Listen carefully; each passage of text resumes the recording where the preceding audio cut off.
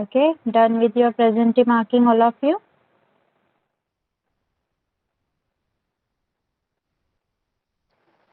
Yes, okay. So we will start with the 5th standard. Okay, 5th standard पासून आपण सुरुवात करणार आहोत. As we have completed your 5 lessons, right? We will start with your lesson number 6. Before that, tell me, my screen is visible to all of you? Yes, my screen is visible. Okay. Okay, Tanmay, Aniket, and Sachi, right? Okay, let's start.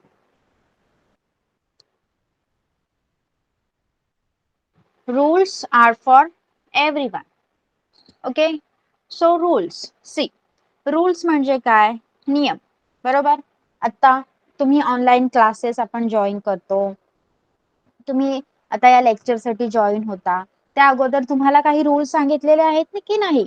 की मी सांगितल्याशिवाय कोणीही mic चालू करायचा नाही किंवा तुम्हाला जे बोलायचं आहे ते चॅट बॉक्स मध्ये लिहा.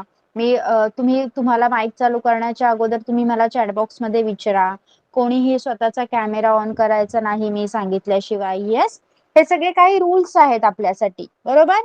Yes, so these rules are for basically these are yes, these are specially for Tanmay only and for Aniket only. Yes, हे फक्त अनिकेत आणि तन्मय साठीच आहेत का? नाही. आता या क्लासमध्ये कोण कोण आहे? अनिकेत, आदेश, अनुज, देन तन्मय, साची, तुमच्या सगळ्यांसाठी हे रूल अप्लाय होतात की नाही? Yes, tell me. Yes or no? Tell me fast. Yes, मग असे काही रूल आहेत आपल्या सोसायटीमध्ये, आपल्या आजूबाजूला, आपल्या समाजात जे सगळ्यांसाठी ऍप्लिकेबल्स असतात. त्यांना आपण म्हणायचं rules are for everyone. Okay, काही असे रूल्स आहेत जे सगळ्यांसाठी ऍप्लिकेबल आहेत. बघा, जसं की traffic rule. Can you tell some traffic rules? सांगा मला, तुम्हाला ट्रॅफिक सिग्नल बद्दल, ट्रॅफिक रूल्स बद्दल काही माहिती आहे का? Yes, okay. अनिकेत, तू सांगणार का सम ट्रॅफिक रूल? वाय नो आदेश? तुम्ही तर 3rd 4th स्टँडर्ड पासून ट्रॅफिक रूल शिकता, सिग्नल शिकता. Yes Aniket, tail me. Yes ma'am, ते रेड लाईट आली का मग गाड्या थांबतात. मग तेव्हा आपण झेब्रा क्रॉसिंग केली पाहिजे, नाहीतर ग्रीन सिग्नल आला तर आपला ऍक्सिडेंट होऊ शकतोय. Yes, good. आणि गाड्या चालवणाऱ्यांसाठी हे 3 सिग्नल कशा प्रकारे काम करतात? कोण सांगणार? आता अनिकेतने सांगितलं, जर आपण चालत असू तर आपण कसं वागायचं आहे. पण जे गाड्या चालवतात, जो ड्रायव्हर आहे, तो हे सिग्नल कसे फॉलो करणार? सांगा. येस तन्मय? रेड लाईट आल्यावर तो गाडी थांबवणार, येलो लाईट आल्यावर तो गाडी चालू करणार, ग्रीन लाईट आल्यावर तो गाडी पुढे नेणार. Yes, okay. Next, give reason why we should obey this rules. आता तुम्ही हे काही नियम सांगितले, मला रूल्स सांगितले, मग आपण हे रूल्स का पाळले पाहिजेत? सांगा. हे या रूल्स वाईजच आपण का गेलं पाहिजे, का चाललं पाहिजे या रूल्स वाईज? नाही गेलो या रूल्स वाईज तर काय होईल? अनुज? आपल्या सेफ्टीसाठी. येस, आपण हे रूल्स पाळले पाहिजेत कारण आपली सेफ्टी इम्पॉर्टंट आहे. जर रेड सिग्नल आहे, ओके, आणि तरी पण गाडी चालवत राहिले तर त्यांचा ऍक्सिडेंट होऊ शकतो, त्यांना काही प्रॉब्लेम होऊ शकतो. आपण पण जर ग्रीन सिग्नल आहे, गाड्या चालू आहेत आणि आपण पण त्याच्यातनं चालत गेलो तर आपला ऍक्सिडेंट होऊ शकतो. ओके, तर आपली सेफ्टी इम्पॉर्टंट आहे ना, म्हणून आपण हे रूल्स फॉलो करायला पाहिजेत. Which one of this rules do you feel needs to be change? मग तुम्हाला यातील कोणता नियम बदलायशी वाटतो का? सांगा. येस और नो लिहा चॅट बॉक्स मध्ये. No, because they all are right one. Yes. 4th one. What other rules do you think are needed for better discipline in traffic? तुम्हाला काय वाटतं? आपली ट्रॅफिक रूल्स मध्ये ट्रॅफिक जे लागते किंवा जे ट्रॅफिकचे रूल्स आहेत ते एकदम डिसिप्लिन होण्यासाठी अजून तुम्ही काय रूल ऍड करायशी वाटतात का तुम्हाला, की आहेत तेच बरोबर आहेत रूल्स? सांगा. अजून काही रूल्स ऍड करावं असं तुम्हाला वाटतं का? Yes Aniket?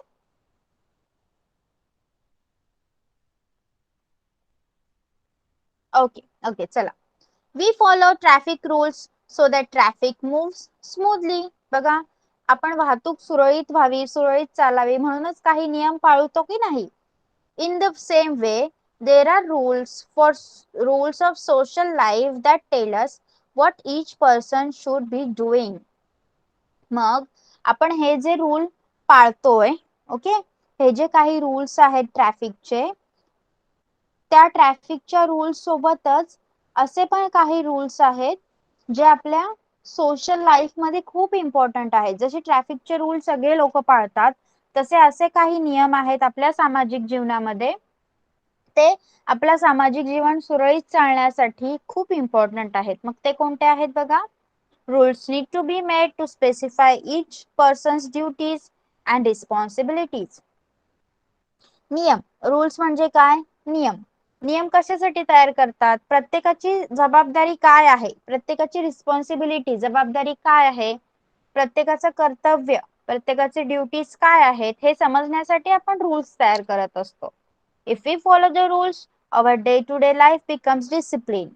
We can work more efficiently.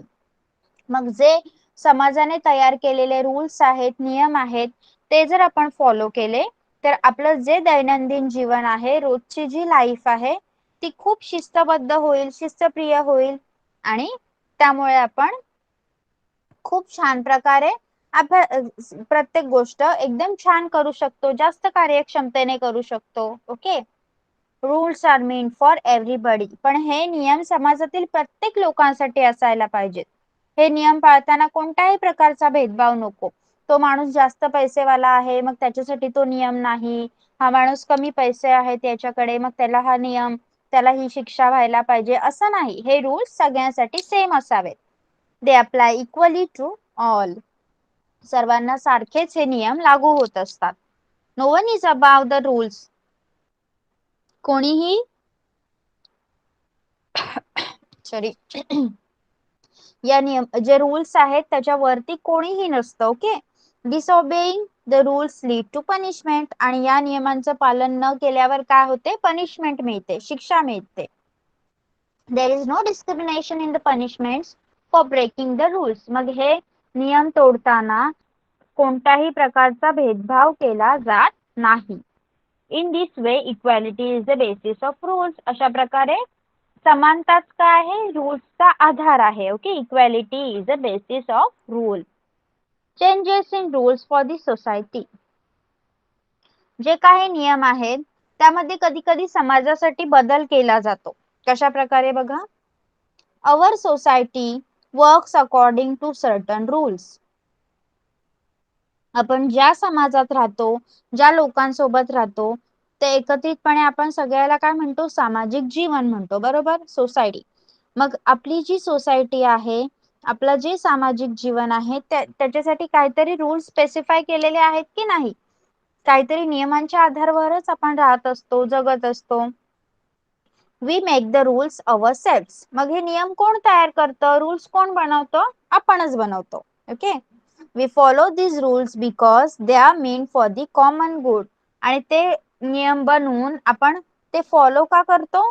का पाळतो आपण ते नियम? कारण ते आपल्यासाठीच असतात, आपल्या चांगल्यासाठी असतात, म्हणून आपण ते रूल फॉलो करत असतो. Proper changes are also introduce in the rules made for the society. मग हे नियम प्रत्येक वेळी तसेच राहत नाही. कधी कधी समाजासाठी जे नियम आहेत त्यामध्ये योग्य तो बदल देखील करण्यात येतो. There is a difference between the rules of society and the laws of nature. बघा, समाजाने एकत्रित राहण्यासाठी, आपलं जीवन सुरळीत होण्यासाठी केलेले नियम आणि निसर्गाचे नियम यामध्ये फरक आहे. ओके. निसर्गाचे नियम वेगळे आहेत. Laws of nature are different and laws of rule society are different. Okay. Natural occurrences follow laws of nature. जे काही निसर्गाचे व्यवहार आहेत ते निसर्गाच्याच नियमांनुसार, निसर्गाच्याच लॉजनुसार चालत असतात. We cannot change the laws of nature. आणि हे निसर्गाचे नियम आहेत ते आपण बदलू शकत नाही. ओके, बघा मग निसर्गाचे नियम कोणते आहेत? The rising and setting of sun and the change in the season never stop. बघा, सूर्याचे उगवणे आणि मावळणे आणि summer season, winter season, rainy season, हे सगळं आपण बदलू शकतो का? सांगा. Can we stop that? No, we can not, because they are nature's laws. कारण ते निसर्गाचे नियम आहेत, नेचर्स लॉ आहेत, त्यामुळे ते आपण बदलू शकत नाही. The law of gravity does not change. आणि गुरुत्वाकर्षणाचा नियम सुद्धा बदलत नाही. लॉ ऑफ ग्रॅव्हिटी माहिती आहे का तुम्हाला? कोणतीही वस्तू, आता तुम्ही बॉल खेळत असाल, बॅट बॉल खेळत असाल किंवा तुमचा शटल कॉक बॅडमिंटन असेल, तर तो बॉल जो तुम्ही मारलाय वर, तो परत खाली येतो की नाही, की आकाशात गायब होतो का वरती? सांगा मला. खूप उंचावर बॉल मारला तुम्ही, तर तो वरतीच्या वरती गायब होतो का कुठे? नो, तो नेहमी खाली येतो. का तो खाली येतो? कारण आपल्या अर्थकडे, आपल्या पृथ्वीकडे एक फोर्स आहे, ग्रॅव्हिटेशनल फोर्स नावाचं. तो ग्रॅव्हिटेशनल फोर्स, ते ग्रॅव्हिटेशनल फोर्स काय करतं? त्या बॉलला खाली खेचून घेतं. ओके, म्हणून उंचावरून कोणतीही गोष्ट पडली की ती खालीच येते, ती मधीच वरती जात नाही, ती नेहमी खाली येते. Yes. The rising and the falling of tides, the phases of moon, all these things occur according to laws of nature. बघा, समुद्रामध्ये भरती आली, ओहोटी आली, असं ऐकलंय का तुम्ही? भरतीच्या वेळी काय होतं? खूप पाणी येतं, जास्त पाणी येतं, आणि ओहोटीच्या वेळी पाणी कमी होतं, लाटा कमी येतात. ओके, येस, असं ऐकलंय ना तुम्ही? मग ह्या गोष्टी किंवा चंद्र कधी आपल्याला खूप लहान दिसतो आणि पौर्णिमेच्या दिवशी तो पूर्ण गोल आकाराचा असतो, नंतर परत तो कमी कमी होत जातो, याला आपण फेजेस ऑफ मून म्हणतो की नाही? मग या सगळ्या गोष्टी आपण करतो का? सांगा. माणूस जातो का त्या चंद्राला कट करायला? आधी गोल करतो, मग कट करतो का? नाही. या सगळ्या काय आहेत? Nature remade, sorry, nature made आहेत लॉज हे सगळे. Okay, they all are nature made rules. हे सगळे काय आहेत? निसर्गाचे नियम आहेत. Nature's laws are constant and fix. मग हे निसर्गाचे नियम काय आहेत? कॉन्स्टंट आहेत आणि फिक्स आहेत. आपण ते कधीही बदलू शकत नाही. तुम्ही सूर्याचा वेळ बदलू शकता का? असं बदलता आलं असतं तर आपण काय केलं असतं? आपण रात्र संपूनच दिली नसती, आपण झोपूनच राहिलो असतो, सूर्य उगवलाच नसता. मग आपल्याला लेट उठायचं असतं तर आपण लेट सूर्य उगवला असता, हो की नाही? पण असं नसतं, आपण ते करू शकत नाही, कारण ते काय आहेत? निसर्गाचे नियम आहेत आणि ते निसर्गाने फिक्स केलेले आहेत. मग तुम्हाला वाटत असेल, अरे उन्हाळ्यात तर, समर सीझन मध्ये तर स्कूलला मस्त सुट्टी मिळते. आता 2 वर्ष तुम्ही सुट्टीच घेतली स्कूलची, पण त्या अगोदर तर तुम्ही स्कूलवर जात होतात ना, स्कूलला जात होतात ना. मग नंतर एप्रिल मे मध्ये एक्झाम संपल्यावर आपल्याला मस्त 2 मंथ्सची सुट्टी मिळायची ना. येस, एप्रिल मध्ये एक्झाम संपायची आणि जूनच्या 15 नाहीतर 20 डेटला तुमची स्कूल चालू व्हायची, हो की नाही? मग आपण असं केलं असतं, जर आपल्या हातात नेचरचे लॉ असते तर आपण समर सीझन खूप मोठा केला असता, मे मंथला आपण खूप मोठं केलं असतं, मग आपल्याला अजून सुट्टी भेटली असती. पण आपण ते करू शकत नाही. येस, कारण ते कोण करतं? आपला निसर्ग, आपला nature. Yes. See, nature's laws are constant and fixed. They do not ever become outdated. आणि ते कधीही कालबाह्य होत नाही. Okay? But, however, human laws need to be changed with changing condition. पण माणसांसाठी जे नियम आहेत, माणसाने बनवलेले जे नियम आहेत, ते माणसाला परिस्थितीनुसार बदलावेच लागतात. Okay, the laws follow in India under the rule of British were different. बघा, जसे तुम्हाला माहिती आहे ब्रिटिशांनी आपल्यावर राज्य केलं. ओके, मग ते ब्रिटिश जेव्हा आपल्यावर राज्य करत होते, भारतावर राज्य करत होते, तेव्हा त्यांनी आपल्यावर वेगळे लॉज अप्लाय केलेले होते, त्यांचे रूल वेगळे होते. शेतकऱ्यांनी एवढा एवढा शेतसारा भरायचा आणि तो पैशाच्या रूपातच भरायचा, एवढे एवढे टॅक्स भरायचे. ओके, असं त्यांनी फिक्स केलेलं होतं. But when India gained independence, the situation changed and the laws of civic life changed accordingly. पण आपल्याला जेव्हा स्वातंत्र्य मिळालं, कालच आपला इंडिपेंडन्स डे सेलिब्रेट केला ना आपण, मग जेव्हा आपल्याला स्वातंत्र्य मिळालं तेव्हा काय झालं? सगळी सिच्युएशन परत बदलली. म्हणजे जे माणसाने केलेलं लॉ असतात ते सिच्युएशन नुसार, परिस्थितीनुसार बदलत असतात. Okay. For example, after independence, the voting age was 21 years. After 1988, the voting age was lowered to 18 years. बघा, मग त्याच्यासाठी आपल्याला एक बेस्ट एक्झाम्पल दिलेला आहे बघा. जे मानव निर्मित लॉज असतात, माणसाने तयार केलेले लॉज किंवा नियम असतात, रूल असतात, ते आपण बदलू शकतो कंडिशन नुसार. जसं इंडिपेंडन्स जेव्हा आपल्या भारताला मिळालं, ओके, तेव्हा स्वातंत्र्यानंतर भारतात जी वोटिंगची एज आहे, मतदानाचा जो अधिकार आहे, तो कोणाला होता? ज्यांचं 21 इयर्स एज पूर्ण झालेला आहे त्यांना होता. पण नंतर आफ्टर 1988, 1988 नंतर काय झालं? वोटिंग एज कमी करण्यात आली. 18 वर्ष, ज्यांचं वय वर्ष 18 आहे त्यांना देखील मतदानाचा अधिकार देण्यात आला. Okay. Yes, understood till here, 5th standard इथपर्यंत समजलंय का सगळ्यांना?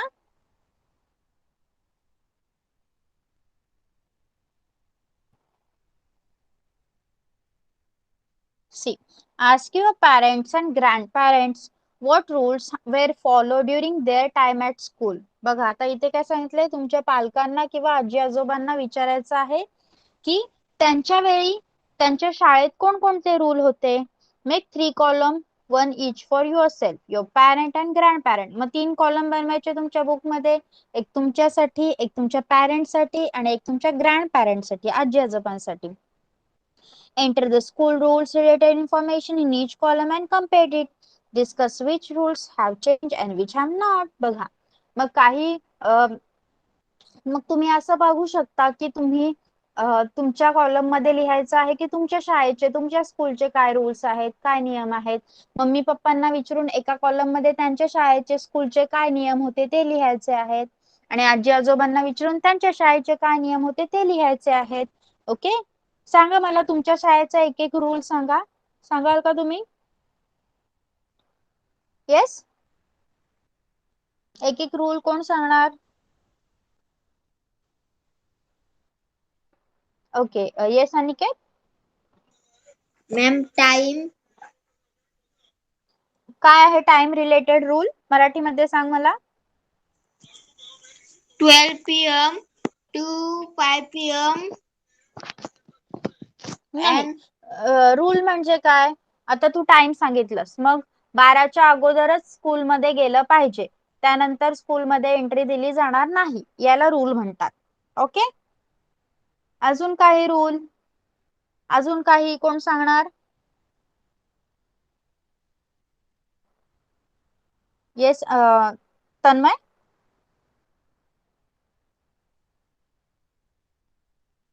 नॅशनल अँथम त्याच टायमाला होणार, जेवण पण त्याच टायमाला होणार.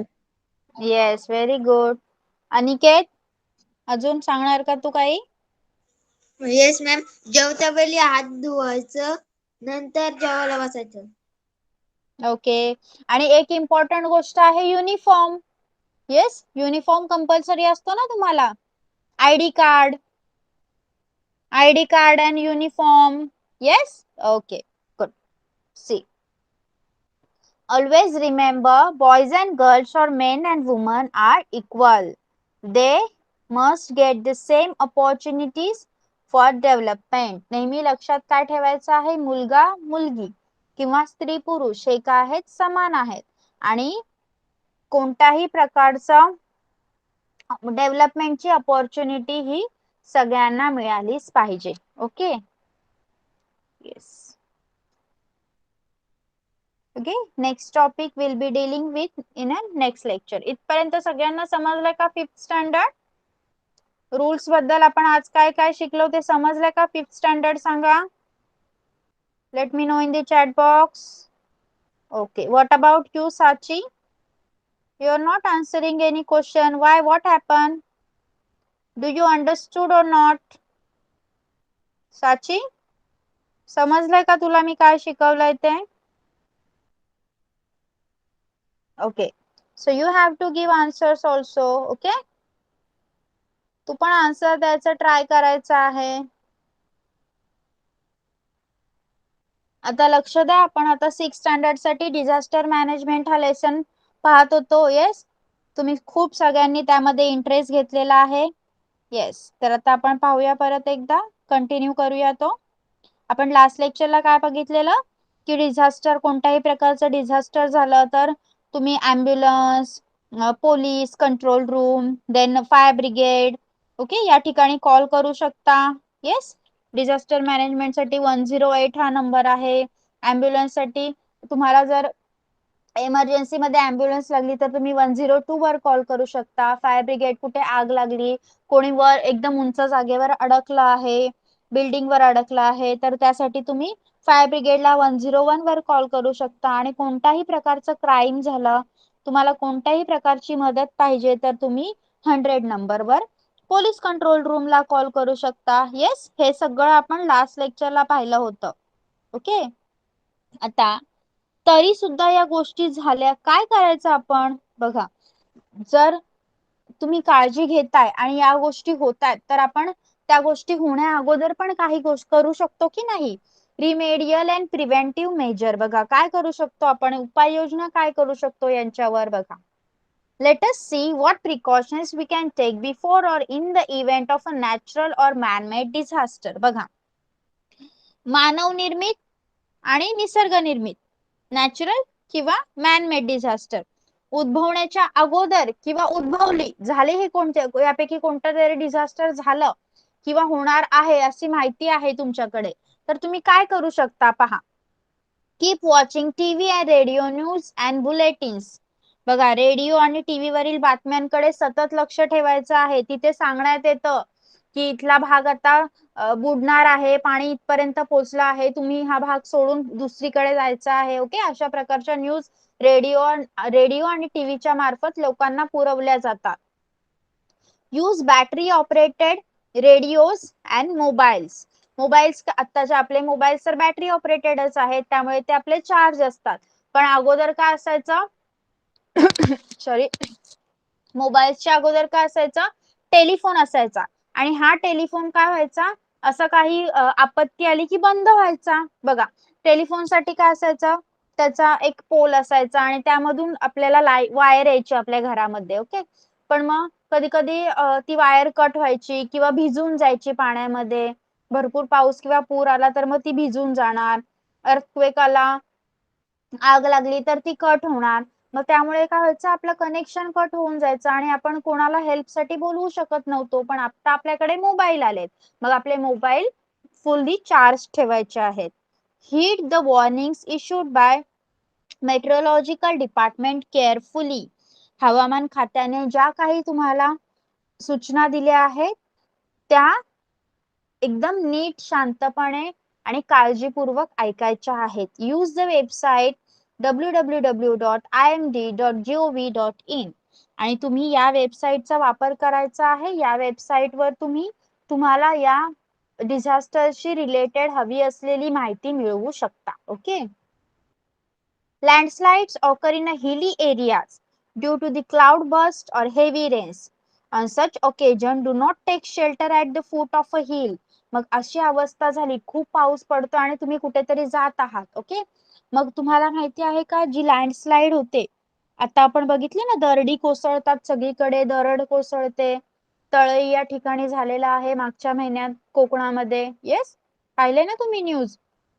मग ही दरड कशामुळे कोसळते माहितीये, ढगफुटी होते किंवा खूप पाऊस पडतो, अतिवृष्टी होते. यावेळी काय होतं, जिथे डोंगराचा उतार आहे, हिली रिजन आहे, तिथे काय होतं, या दरडी कोसळतात आणि टेकड्या, डोंगर खचून खाली येतात. मग त्याच्यावरची दगड, वेगवेगळ्या डोंगराचा भाग सगळा खाली येऊन आपल्याला त्याच्यापासून हानी पोहोचू शकते. म्हणून आपण काय करायचं आहे, डोंगराच्या पायथ्याशी थांबायचं नाही. Okay, next, during floods do not linger in houses or areas or river banks. बघा, नदीला पूर आला की काय करायचं आहे, नदीकाठच्या परिसरात घरात न थांबता, नदीकाठच्या परिसरात पण नाही थांबायचं आणि घरात पण नाही थांबायचं, दुसऱ्या सुरक्षित जागी जाऊन राहायचं आहे. seek shelter in other safe places, move to safer places at a greater height. आणि ज्या सुरक्षित जागी तुम्ही जाताय ती जागा उंचावर आहे याची काळजी घ्यायची आहे.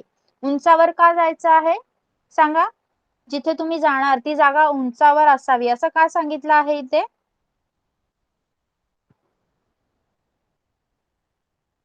अनुज सांग. पुराच्या वेळी जिथे तुम्ही जाल तुमचं घर सोडून ती जागा उंचावर असावी असं का सांगितलं आहे इथे? आदेश.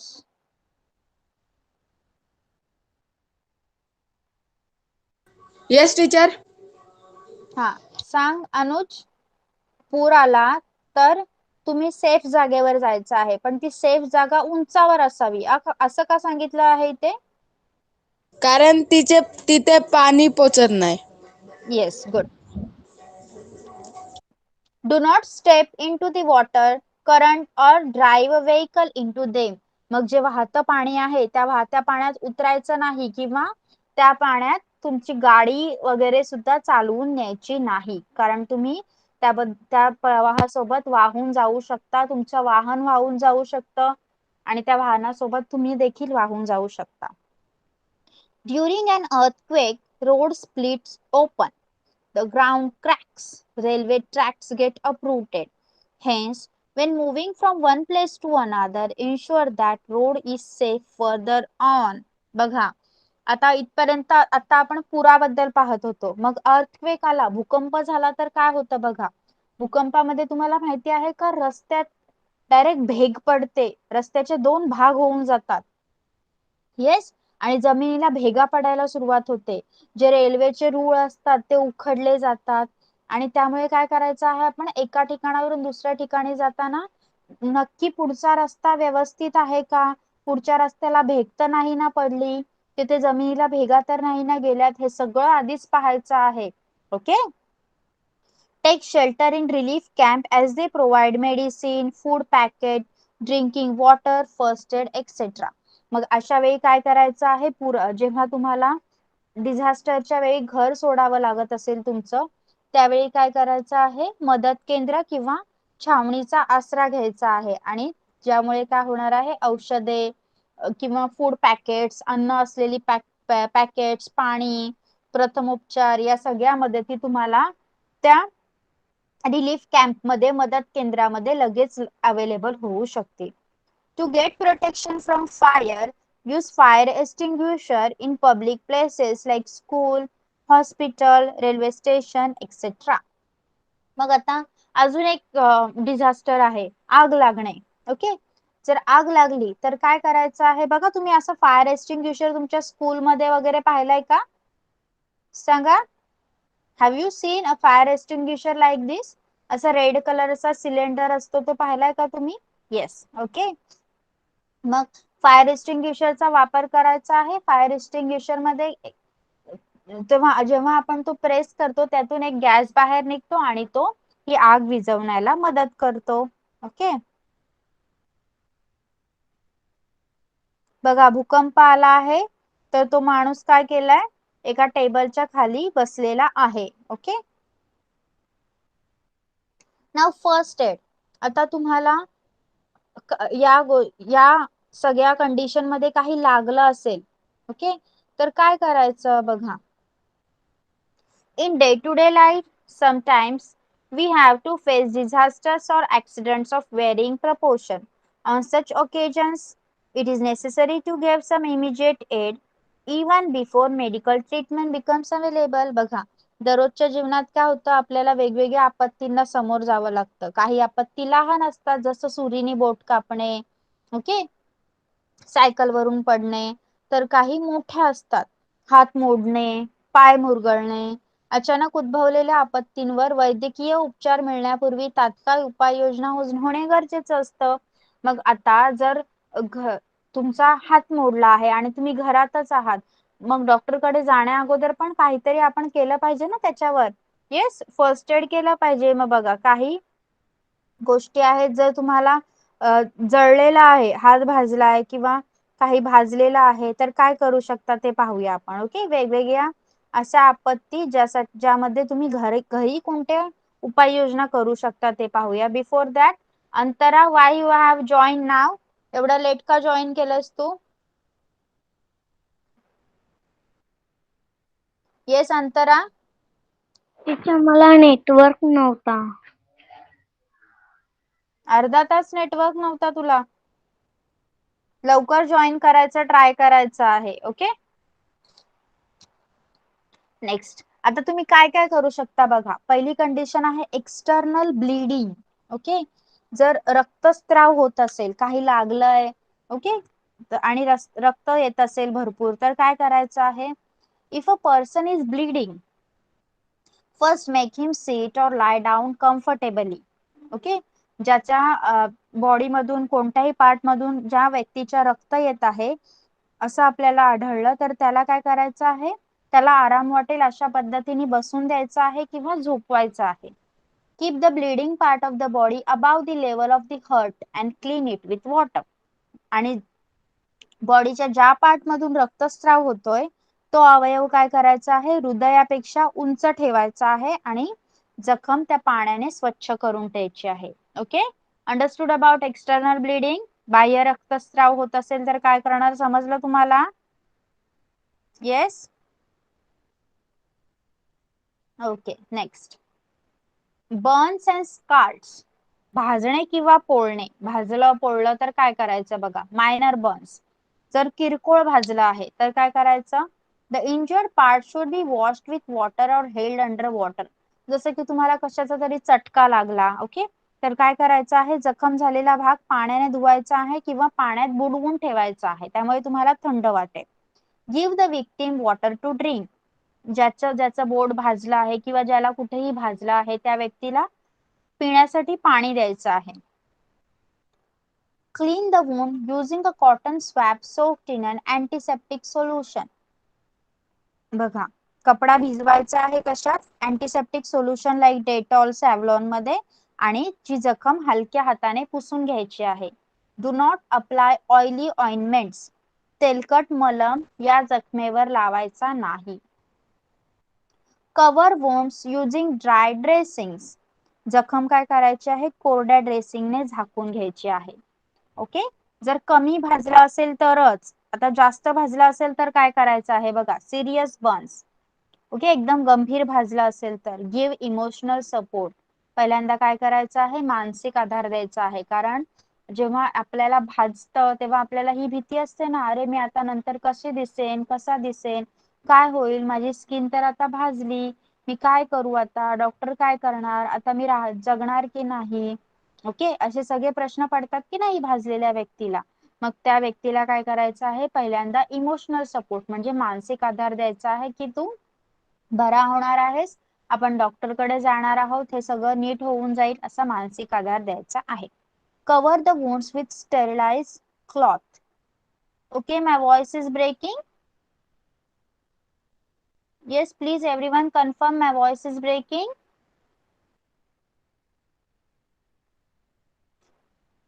आवाज क्लिअर येतोय का माझा? अनुज, आदेश, तन्मय, अनिकेत, आता आवाज क्लिअर येतोय का तुला? अनिकेत, ओके, चला. Cover the wounds with sterilise cloth. निर्जंतुक कापडाने काय करायचं आहे? भाजलेला भाग आहे तो झाकून ठेवायचा आहे. Remove jewellery, shoes etcetera if easily possible. बघा, जर हाताला कुठेही भाजला असेल त्या ठिकाणी तुमची एखादी ज्वेलरी असेल, दागिना असेल, तर तो काढायचा आहे. पायाला भाजलेला असेल तर बूट काढायचा आहे. जर काढू शकत असाल तरच काढायचा आहे. ओके, डू नॉट टच और burst the blisters on the screen. तुम्हाला माहिती आहे का, भाजल्यावर त्वचेवर फोड येतात आपल्या. येस, मग ते फोड फोडायचे नाहीत, त्यांना हात सुद्धा लावायचा नाही आणि ते फोडायचे सुद्धा नाही. Do not apply oily ointments. तेलकट मलम सुद्धा लावायचा नाही. Do not try to remove the cloth if it is stuck to the burn skin. जर जळल्यावर त्या व्यक्तीच्या अंगाला कपडे चिकटलेले असतील तर ते काढण्याचा प्रयत्न करायचा नाही. If the patient is conscious, give water to drink but avoid tea or coffee or other stimulating drink. बघा, जर जळलेला व्यक्ती हा शुद्धीत असेल तर त्याला पाणी प्यायला द्यायचं आहे. चहा, कॉफी यासारखी उत्तेजक पेय द्यायची नाही. Get medical aid at once. तातडीने वैद्यकीय मदत घ्यायची आहे, त्याला डॉक्टरकडे हॉस्पिटलमध्ये न्यायचं आहे. Yes, understood. भाजल्यावर काय काय करणार तुम्ही, समजलंय का? ओके. नेक्स्ट आता बघा, सनस्ट्रोक. सनस्ट्रोक माहिती आहे का तुम्हाला? उष्माघात म्हणतात. तुम्हाला कधी कधी काय होतं, उन्हामध्ये एकदम उन्हामध्ये जास्त वेळ राहिलो आपण, खेळलो किंवा काम केलं तर आपल्याला चक्कर येते. येस, पाहिलं आहे का तुम्ही असं? येस येस, सनस्ट्रोक, उष्माघात. बघा, when we work in the sun continuously for a long time, the body loses a lot of water and mineral. That is the reason for sunstroke. सनस्ट्रोकला मराठीमध्ये उष्माघात म्हणतात. जेव्हा आपण खूप जास्त उन्हामध्ये जास्त वेळ खेळतो किंवा एखादं काम करतो, उभे राहतो, त्यावेळी आपलं काय होतं, आपल्या बॉडी मधलं पाणी आणि मिनरल यांचं प्रमाण पूर्ण कमी होतं. ओके, त्याला आपण सनस्ट्रोक म्हणतो. मग याच्यासाठी काय करायला पाहिजे? रिमेडियल मेजर काय आहेत, काय करायचं असं झाल्यास? Take the patient to a cool place or in a shade. त्या व्यक्तीला काय करायचं आहे? सावलीत किंवा थंड ठिकाणी घेऊन जायचं आहे. Sponge the whole body with cold water. थंड पाण्याने पूर्ण शरीर पुसून घ्यायचं आहे. Place a cloth soaked in cold water on the neck. मानेवर काय करायचं आहे? थंड पाण्याने भिजवलेला कपडा ठेवायचा आहे. Okay. Give plenty of water or liquid like sharbat to drink. पिण्यासाठी भरपूर पाणी किंवा सरबत द्यायचं आहे. If the patient feels like vomiting, make him lie prone, that is on his or her abdomen with head turn to one side. जर त्या व्यक्तीला उलटी येत असेल तर त्याला काय करायचं आहे? मान एका बाजूला करून उताणं झोपवायचं आहे. दाखवलं आहे ना चित्रात. Get medical help or shift the patient to hospital. वैद्यकीय मदत घ्या किंवा त्या व्यक्तीला दवाखान्यात घेऊन जा. Okay, yes, understood. सनस्ट्रोक झाल्यावर काय करणार तुम्ही, समजलंय? आता बघा नेक्स्ट काय आहे, स्नेक बाईट. साप चावल्यावर काय करायचंय? There are nearly 2000 species of snakes. तुम्हाला माहिती आहे का, सापांच्या जवळजवळ 2000 जाती आहेत.